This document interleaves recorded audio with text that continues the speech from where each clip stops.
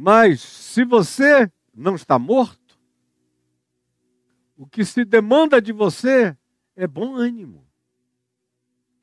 Como os discípulos estavam vivos, viram Jesus andando por sobre as águas, entraram em pânico, gritaram: é um fantasma. O que é que Jesus lhes disse? Tende bom ânimo. E em outras ocasiões, em que eles vivos entraram em pânico, se assustaram, Jesus lhes disse: tende bom ânimo. Quando ele encontra alguns doentes, não é incomum que antes de curá-los e de estimular neles aquela fé que se apropria, aquela fé que pega, que toma posse do benefício, porque a fé é como uma mão no mundo espiritual.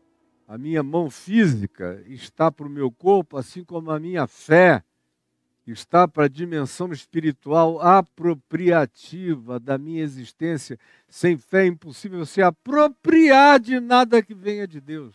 Nada. Tem bom ânimo. É como ele estimula o início da fé.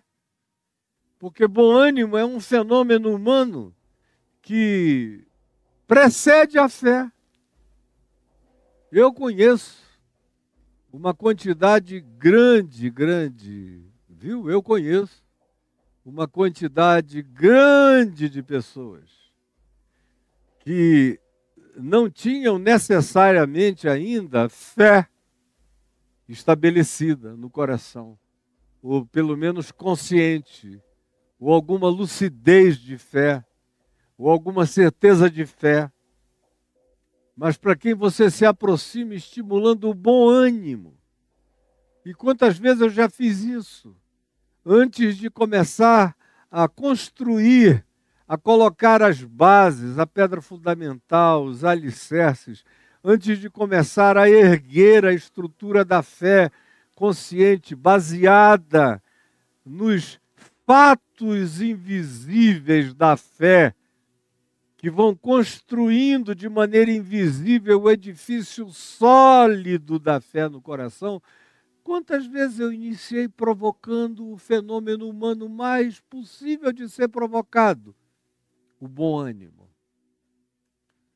Porque às vezes a pessoa não desenvolveu fé, mas bom ânimo, todo mundo pode ter o braseiro do bom ânimo aceso. Todo mundo pode ser estimulado a essa pré-fé que vem de um determinado pendor de humor. Porque ânimo também está vinculado, a palavra grega está vinculada àquilo que decorre de entusiasmo, que é uma alegria, a possibilidade de Deus morar em mim. É de onde vem a expressão entusiasmo. É essa pulsão, é essa eclosão, é esse geyser original que sopra essa alegria de que Deus está em mim, ou pode estar em mim. É uma alegria divina, que pré-existe no coração de todos os seres humanos, e o bom ânimo decorre daí. Entusiasmo e bom ânimo, assim como entusiasmo e bom humor, assim como o entusiasmo e o bom pendor de ânimo, de humor, de humoração na direção do positivo na vida, é algo que se pode estimular no coração das pessoas. E que Jesus com frequência faz. Com regularidade ele faz isso. Tem bom ânimo. Tem bom ânimo. Porque é impossível ajudar uma pessoa que boicota tudo que você tem a dizer.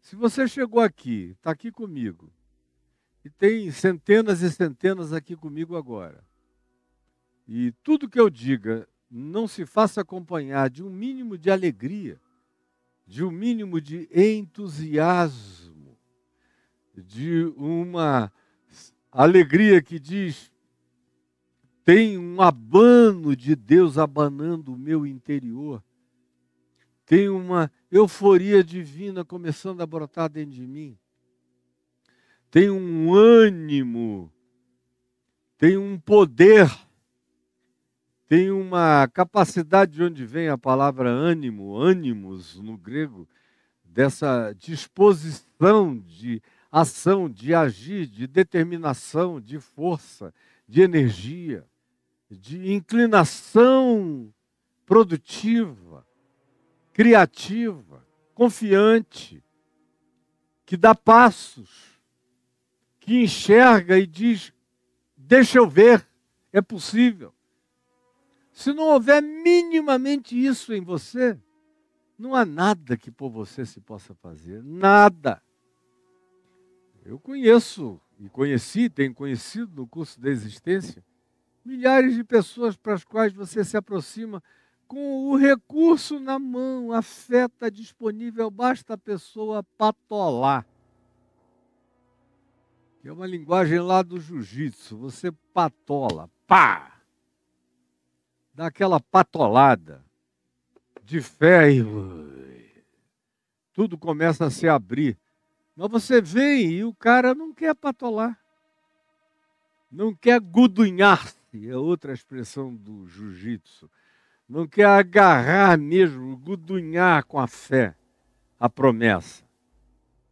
Você propõe, ela não, ela é como alguém que vai treinar e não fecha a mão, não pega em ninguém. Não, você ensina, o cara não pratica nada. Não tem jeito de que qualquer coisa possa dar resultado na vida de quem não tem bom ânimo, de quem não tem bom humor, de quem não tem um entusiasmo mínimo.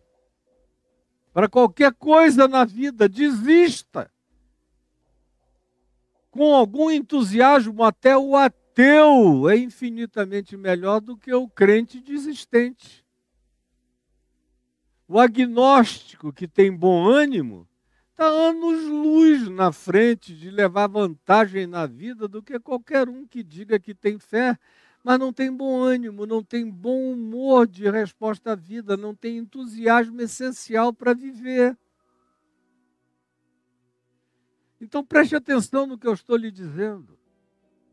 A fé é assim como a minha mão está para o meu corpo em relação a me apropriar das coisas, assim também a fé está para o meu espírito, como se fosse uma mão que se apropria da palavra e da promessa do Evangelho, da palavra e da promessa de Deus para mim. E se eu não tiver esse bom ânimo, eu não desenvolverei nenhum tipo de fé dentro de mim. Nenhum tipo. Ainda mais aquela fé que espera contra a própria esperança. É uma fé que já viveu de bom ânimo dezenas de vezes e que ganhou uma consistência para além do bom ânimo, contra o bom ânimo. Mas é a partir do bom ânimo que a fé começa a engatinhar existencial e psicologicamente dentro da gente. E esse bom ânimo produz algum entusiasmo. E esse entusiasmo abre as aberturas, as janelas da fé, como foi aqui no caso narrativo desse episódio, que nós vimos tratando desde o início da semana passada. Jesus diz: tem bom ânimo. Porque se você não tiver me ouvindo aqui agora, me assistindo, nessa reincidência do Evangelho, 2000 anos depois, eu estou trazendo você para dentro do Evangelho. Estou construindo em nome de Jesus, na força do Espírito Santo, um cenário de 3D para você entrar nessa ambiência em seu favor, com bom ânimo, para tomar posse pela fé, para receber o que você nem imaginava que aconteceria do jeito que aconteceu, como aconteceu. Mas na sequência desse bom ânimo, meu filho tem bom ânimo. E ele precisava de bom ânimo porque o que Jesus iria dizer a ele na sequência, a pessoa tem que ter muito bom ânimo para se apropriar, para tomar posse. Tem bom ânimo. E o que Jesus diz? Estão perdoados os teus pecados. Sem bom ânimo, nem poder ou disposição ou inclinação para tomar posse do perdão dos meus pecados, eu serei habitado para receber essa solução definitiva que desamarra todas as amarras, porque literalmente esse é um indivíduo que chega aqui amarrado. Ele era amarrado em si mesmo, como todo paralítico, que pela paralisia e por anos e anos de atrofia vai se voltando sobre si mesmo, as musculaturas todas se paralisam e vai se fechando, o indivíduo vai virando um ser completamente amorfo, tanto mais quanto os anos progridam na miséria da paralisia dele, como tudo mais nele, juntas, estruturas, tudo mais vai entrando em processo de atrofia. Os ossos vão ficando porosos, tudo nele, ele perde todo o poder de se abrir, ele fica amarrado nele mesmo, como era o caso do homem. Em segundo lugar, ele estava amarrado à cama, porque os amigos fizeram um casulo, enrolaram e o amarraram para poder colocá-lo sobre o telhado e descê-lo no ponto em que Jesus estava. Ele está todo amarrado.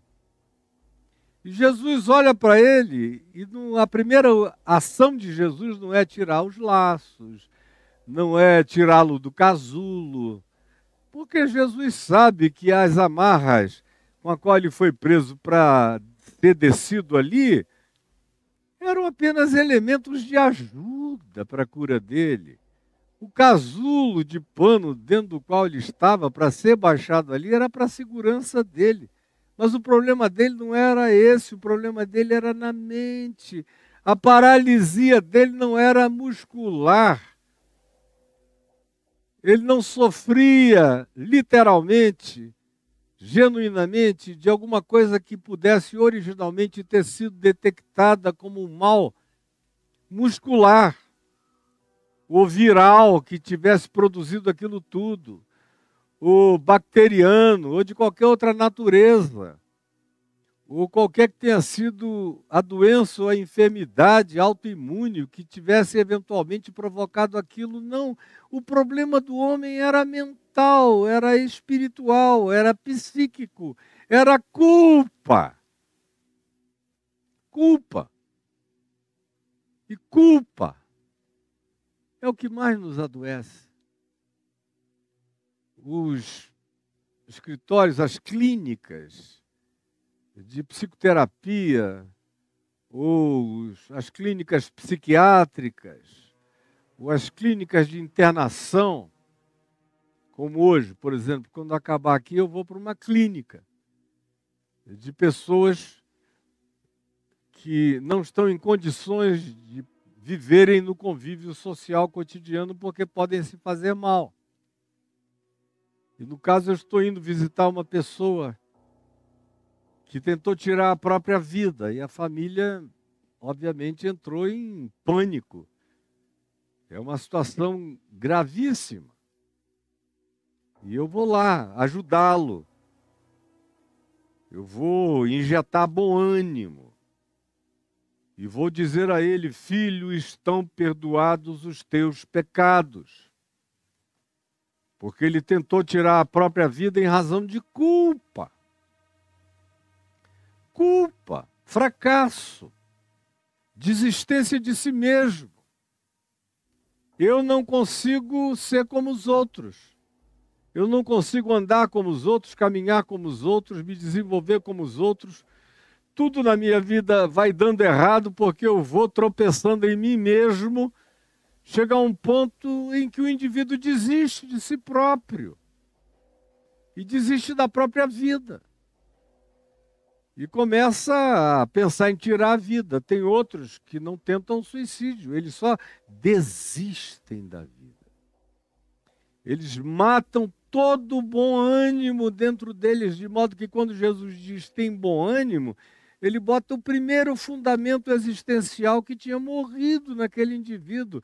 Ele ficara no estado em que ficara de paralisia crônica, porque todo bom ânimo tinha morrido dentro dele, e ele olhava para si e dizia: eu não presto para nada senão para desaparecer do buraco negro da minha própria existência. E aí Jesus diz: tem bom ânimo.